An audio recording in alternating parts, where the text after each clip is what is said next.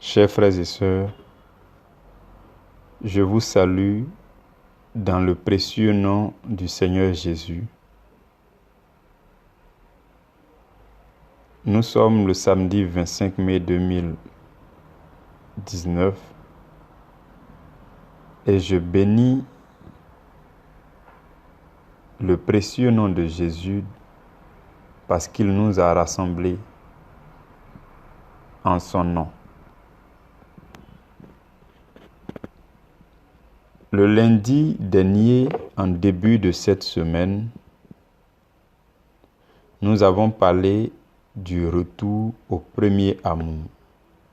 Et nous nous sommes appuyés sur Apocalypse chapitre 2, verset 4. Nous avons médité ce sous-thème-là et le Seigneur nous a interpellés sur le fait que nous devons pratiquer le premier amour. Nous devons pratiquer l'amour qu'il a éprouvé pour nous lorsque nous étions encore pécheurs. Nous avons vu que, au fil du temps, avec notre persévérance dans l'œuvre de Dieu, il nous arrive de nous éloigner de l'amour divin et de ne pratiquer que l'amour humain ou encore l'amour naturel, qui consiste à vouloir changer les autres de par notre propre capacité, ce qui n'est d'ailleurs pas possible. Et le Seigneur nous a interpellés afin que nous revenions à notre premier amour.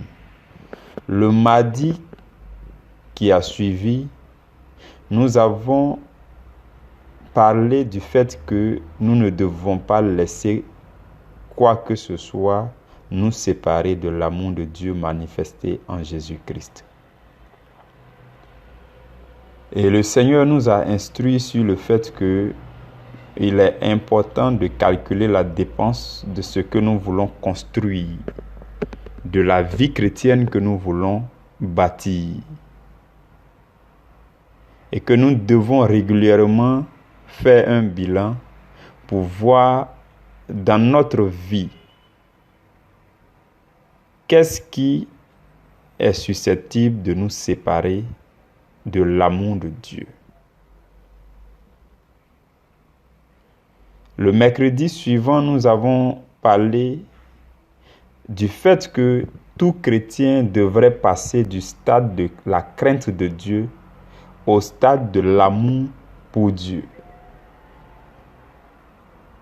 Et nous avons dit que la crainte de Dieu, c'est le commencement de la sagesse. Et nous avons aussi dit que la crainte de Dieu, c'est la haine du mal. Et que nous devons passer au stade où nous détestons le mal par amour pour Dieu et non par crainte de la main de Dieu. Nous avons alors dit que c'est seulement en ce moment que nous devenons matures dans l'amour. Le jeudi avant-hier, nous avons médité sur le fait que nous devons servir un seul maître. Et le Seigneur nous a interpellés sur le fait que l'esprit qu'il a mis en nous, il en était jaloux. Et qu'il nous chérit à cause de l'esprit qu'il a mis en nous. Et que nous n'avons pas le droit ou l'autorisation d'aller nous attacher au bien matériel ou encore à mammon. Hier, vendredi, nous avons parlé du fait que l'amour de l'argent est une racine du mal. Nous avons dit que l'amour de l'argent est comme un démon qui vient posséder tous ceux qui se livrent à lui. Nous avons dit que dès l'instant où vous vous livrez à l'amour de l'argent, le mal prend racine en vous Et cette situation vous égare loin de la foi et peut vous jeter dans bien des tourments. Depuis le début de cette semaine, le Seigneur est en train de nous enrichir des révélations profondes de sa parole. Nous sommes en train de nous nourrir et ce que le Seigneur attend en retour, c'est que cette nourriture soit digérée et que cette nourriture soit profitable pour notre âme, pour la sanctification de notre âme.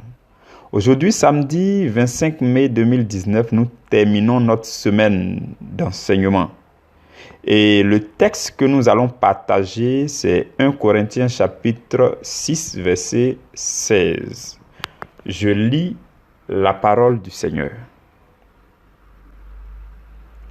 Ne savez-vous pas que celui qui s'attache à la prostituée est un seul corps avec elle?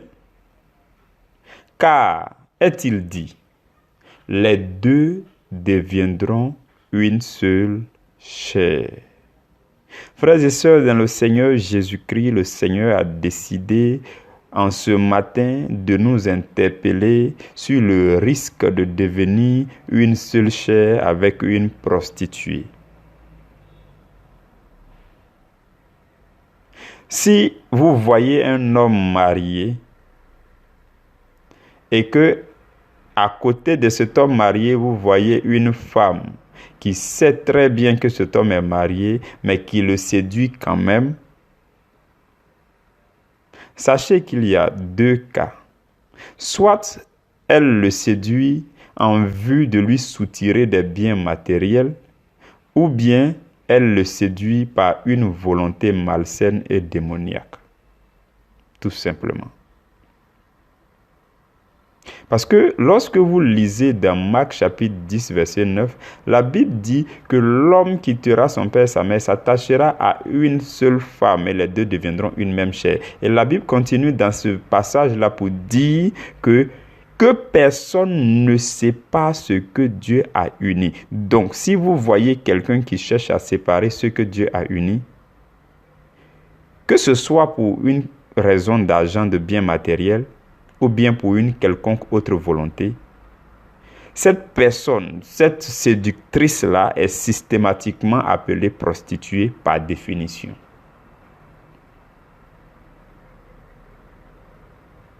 Et notre texte d'aujourd'hui nous dit, ne savez-vous pas que celui qui s'attache à la prostituée est un seul corps avec elle? La prostituée vous séduit. Si vous cédez et que vous vous attachez à elle, vous deviendrez un seul corps, une seule chair avec cette prostituée.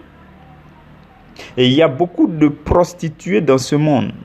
Il y a beaucoup de dieux qui se marchandent, qui se prostituent dans ce monde. Les biens matériels, l'amour des richesses terrestres,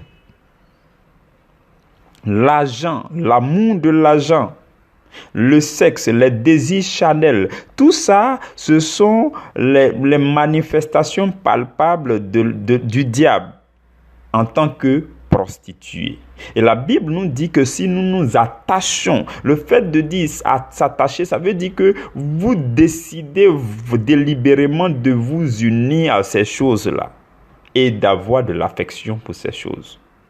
Pour ces choses que la Bible appelle des prostituées. Si donc nous nous attachons à ces choses-là, nous deviendrons même corps et même chair avec elles. Dieu a dit que ton corps est le temple de l'Esprit. La Bible dit clairement que l'Esprit de Dieu habite en toi. Frères et sœurs, c'est une vérité fondamentale que vous devez avoir à l'esprit de façon constante. Parce que Dieu a dit, il a dit qu'il n'habitera jamais un endroit fait de main d'homme. Vous vous souvenez, quand vous lisez l'Ancien Testament, Dieu dit qu'il ne peut pas habiter un endroit qui est fait de main d'homme. Raison pour laquelle, sur cette terre, s'il y a une seule chose dans laquelle Dieu peut habiter, c'est ce que Dieu lui-même a fait de ses propres mains. Dieu ne peut pas habiter une maison faite de mains d'hommes, mais Dieu n'habite qu'une maison que lui-même a fait de ses propres mains, c'est-à-dire ton corps et mon corps. Dieu n'habite qu'en toi, frère et sœur. Je veux que tu le saches et que tu découvres en ce soir que depuis que tu as donné ta vie à Jésus, depuis que tu as dit oui à Jésus, que tu l'as appelé Seigneur et Sauveur, du plus profond de ton cœur, l'Esprit de Dieu est venu habiter en toi. Voici la révélation. Et la Bible dit que nous sommes le corps du Christ. Nous sommes les membres du Christ, chacun pour sa part, à son humble niveau. Et Saint Paul va dire, prendrai-je donc les membres du Christ pour en faire les membres d'une prostituée? Parce que si vous décidez de vous attacher aux choses de ce monde, aux prostituées de ce monde, d'abord, ces choses-là sont appelées prostituées par la Bible, mais vous aussi, vous faites de vous des prostituées. Il dit, prendrai-je les membres de Christ pour en faire les membres d'une prostituée? Tu es chrétien, tu es chrétienne. L'Esprit de Dieu habite en toi. Tu es devenu le corps de Christ, le membre de Christ. Il n'est pas question que tu utilises le membre de Christ que tu es pour en faire les membres d'une prostituée. Cela n'a pas de sens. Et c'est à la suite que Saint Paul dit, n'attristez pas l'Esprit de Dieu qui est en vous. Parce que quand tu le fais, le Saint-Esprit de Dieu qui habite en toi est attristé et s'éteint systématiquement. L'Esprit de Dieu, comme la Bible l'appelle, l'Esprit de Dieu, c'est le Saint-Esprit. Comme son nom l'indique, il est saint. Il est tellement saint qu'il est sensible au péché, au moindre péché. Il est tellement sensible qu'il peut facilement s'éteindre et s'attrister parce que tu l'as offusqué, tu l'as frustré. Chers frères et sœurs dans le Seigneur, la grâce de Dieu nous interpelle en ce matin. Dieu nous interpelle à ne pas nous unir aux prostituées de ce monde. Dieu nous interpelle à ne pas devenir une même chair, un même corps avec ces prostituées. Et ce que je voudrais vous dire pour terminer, c'est que un jour viendra, j'en suis certain, chers frères et sœurs, vous qui, dans ce groupe-là, prenez le temps que le Seigneur vous donne pour écouter les messages divins, pour parcourir la Bible de vous-même, pour écouter les messages que nous faisons passer sur cette émission, pour écouter d'autres hommes de Dieu, pour avoir soif de la parole de Dieu. Vous qui le faites, je vous le dis, c'est la vérité. Un jour viendra où le succès sera votre partage et la richesse sera abondamment dans votre vie. Vous parviendrez à un jour où vous serez très riche. Que ce soit des richesses spirituelles, des richesses matérielles, des richesses financières, vous en aurez dans le nom de Jésus parce que cela fait partie des héritages des enfants de Dieu. À Dieu appartiennent l'or et l'argent. Je suis convaincu que cela sera votre cas. Mais alors, il faudrait que vous soyez capable de vous maîtriser en face des dieux de ce monde, en face des multiples prostituées de ce monde. Au milieu donc de toutes ces richesses que vous aurez et que Dieu vous accordera, vous devez demeurer spirituel et ne jamais devenir charnel. C'est ça le challenge. Parce que il ne sert à rien de faire regretter Dieu de t'avoir accordé des bénédictions en abondance. Parce que si Dieu t'accorde cette abondante richesse et que tu ne maintiens pas le cap de ta croissance spirituelle, cela veut dire que Dieu auras mal fait. Et Dieu pourra peut-être regretter de t'avoir béni. Et je suis sûr que si tu me comprends, tu peux être d'accord avec moi que Dieu aurait pu les garder ses bénédictions, afin que tu les retrouves au royaume des cieux. Parce que s'il te les accorde sur la terre et que cela va servir à te perdre, il est inutile de te les accorder. Il préfère les garder pour toi, de sorte que tu entres en possession de ces bénédictions après ta vie sur la terre. Et alors, vous comprendrez avec moi la raison pour laquelle certaines personnes, Dieu préfère les maintenir dans la souffrance, dans les épreuves. Dieu préfère ne pas leur accorder de grandes bénédictions parce que quand il regarde à leur cœur, il sait qu'avec ces bénédictions, ils vont se perdre. Et il retient tant soit peu ces bénédictions. Parce que Dieu préfère que vous ayez de grandes bénédictions au royaume des cieux que de les avoir sur la terre et puis de vous égarer. Parce que souvenez-vous que la Bible dit que ce sont les bénédictions de l'Éternel qui enrichissent et il ne les fait suivre d'aucun chagrin. Lorsque Dieu décide de vous bénir, Dieu s'arrange à ce que cette bénédiction ne soit pas pour vous des chagrins et que non plus cette bénédiction-là ne retourne pas des chagrins vers Dieu.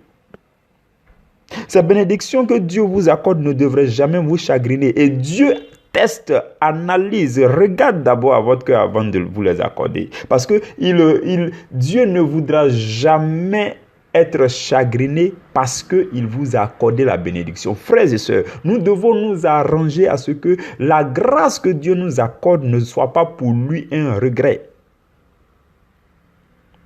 Nous devons prier et dire à Dieu que nous voulons être prêts à mériter la grâce qui vient de lui, de sorte que lorsque Dieu nous bénira en abondance, nous puissions continuer à être spirituels, nous puissions continuer à faire la joie de notre Père qui nous a accordé ces choses. Parce que s'il nous les accorde et que nous ne faisons plus sa joie, il regrettera de nous avoir accordé ces bénédictions.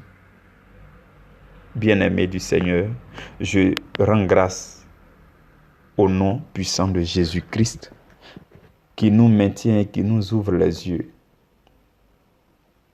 à travers ces moments d'enseignement. Je rappelle que toutes les fois que vous avez des questions relatives à un verset biblique ou bien à ces paroles que nous enseignons là, il faudra les noter. Et juste à la fin du mois, vous allez poser vos questions. Posez vos questions. C'est vrai que nous décortiquons le sujet du mois et que nous allons de plus en plus en détail, mais cela n'empêche pas que vous ayez des questions sur le même sujet. Peut-être que nous n'avons pas tout traité et qu'il y a eu une zone d'ombre. Il est préférable de les exposer parce que nous qui sommes réunis sur ce groupe-là, nous sommes des frères et sœurs qui veulent être amoureux de la parole de Dieu. La parole profonde de Dieu. On ne veut pas se prononcer trop vite sur la parole de Dieu. Notre opinion importe peu, mais ce qui nous importe pour l'instant, c'est d'aller en profondeur dans la parole de Dieu, de puiser, de creuser dans la parole de Dieu afin de nous enrichir nous-mêmes. Et lorsque Dieu donnera l'ordre d'aller obéir, d'aller agir en son nom par sa puissance, l'Esprit de Dieu qui est le ministre par excellence de l'annonce de l'Évangile va nous pousser à aller annoncer l'Évangile. Il fut un moment où les apôtres, c'est par l'Esprit qu'ils bougeaient. La Bible dit que celui qui ne marche pas selon l'Esprit de Dieu n'est pas fils de Dieu. Nous devons nous enrichir de la parole, emmagasiner la parole de Dieu qui est puissance de Dieu, qui est sagesse de Dieu, de sorte que l'Esprit de Dieu prenne le contrôle sur notre vie et que nous devenions des témoignages vivants pour la gloire de Jésus-Christ de Nazareth. Demain nous n'allons pas avoir d'émission parce que c'est dimanche. Nous allons reprendre dès lundi pour les quelques jours, les quelques 4 jours qui restent avant la fin du mois. Et nous allons passer à un autre sujet dès le mois de juin.